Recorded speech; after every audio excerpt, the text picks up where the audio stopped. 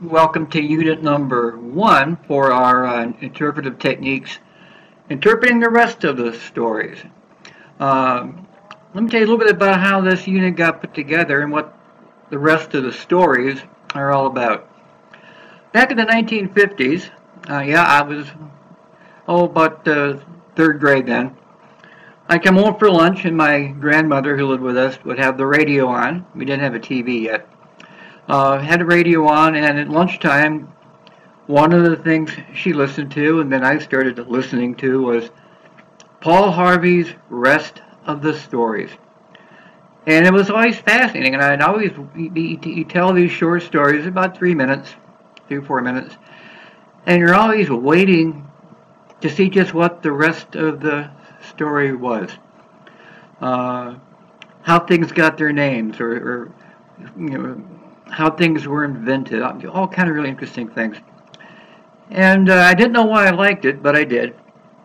And then this moved forward to the 1970s, and now I'm taking interpretation courses at Ohio State University and learning about Freeman Tilden and Tilden's interpretive principles of provoke, relate, and reveal, have a theme, have a message.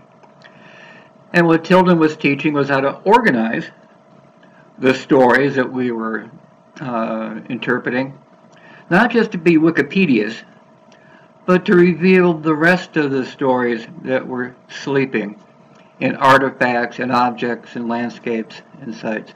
And everything had a rest of the story. And so when I started teaching interpretation, this is one of the textbooks, Paul Harvey's Rest of the Stories. It's also one of my main references for the interpretive writing course, because I've been doing interpretation now for 40 years.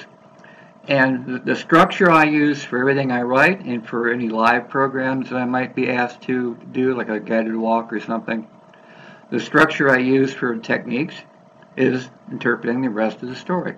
And when I teach people how to teach interpretation, I try to teach them how to help their students or their volunteers or their seasonal staff reveal the rest of the story in the landscape or the management technique or the artifacts. And everything has a rest of the story. A little skull from Mexico. When is a skull more than a skull? Well, there's a story about the Day of the Dead and what the skulls symbolize that you can reveal to people. Also, paper clips. Do you know paper clips have a story? Here's a little paper clip. And we can talk about revealing the rest of the story, about a gem of a bent and twisted idea that we're still using today. And there is more than one story with a paper clip.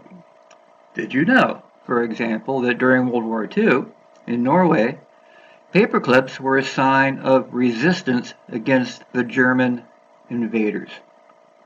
Would you like to know more about how that worked? I can tell you the rest of the story. Sign up for the course and I'll send you an article we just did on a bent and twisted idea and how it changed the world sometimes and how it helped fight the German resistance. So that's what this course is about. I want you to learn for Unit 1 two of the key people that have been heroes of me, Freeman Tilden and Paul Harvey. Now, one of the things on Unit 1 at the very bottom are some links for some Paul Harvey audio. He was on radio for forever giving his rest of the stories. And I want you to go and listen to a couple of those rest of the stories. The links will send you to a site and there'll be a whole list of stories. You click one, you click play, and you'll hear the rest of the story. So what I'd like you to think about is how Freeman Tilden's interpretive principles and Paul Harvey's organization of the rest of the story come together to create a really fun, memorable, maybe inspirational interpretive experience. And as part of this course, as we go through, I'm going to try to coach you into how to think in rest of the story terms. So if you're going to give a hike out in the woods, for example, or if you're going to interpret a historic house or a historic figure, you just don't become Wikipedia and say, well, look, this is touch me not. If you put some of it on your skin, it'll stop insect bites. Well, there's a bigger story to that about touch me not. So those are some of the things that we're going to work on in the course. I think you'll have a lot of fun. All the things I'm going to share with you, you can also essentially use in your own training courses. And I think that you'll find that interpreting the rest of the story will help you interpret your rest of the story. So that's about it for Unit 1. When you finish that, Unit 2 will move on and we'll get you into doing both planning for interpretive writing using rest of stories, but also how to do guided walks, how to do talks, how to do costumed interpretation with the rest of the story format.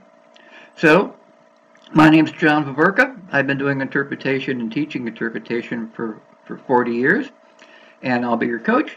And we can talk on Skype, we can talk by phone, talk by email, and when the course is all done, then your job will be to help others learn to provoke, relate, and reveal the rest of the story hidden in objects and artifacts and historic structures and landscapes and sites.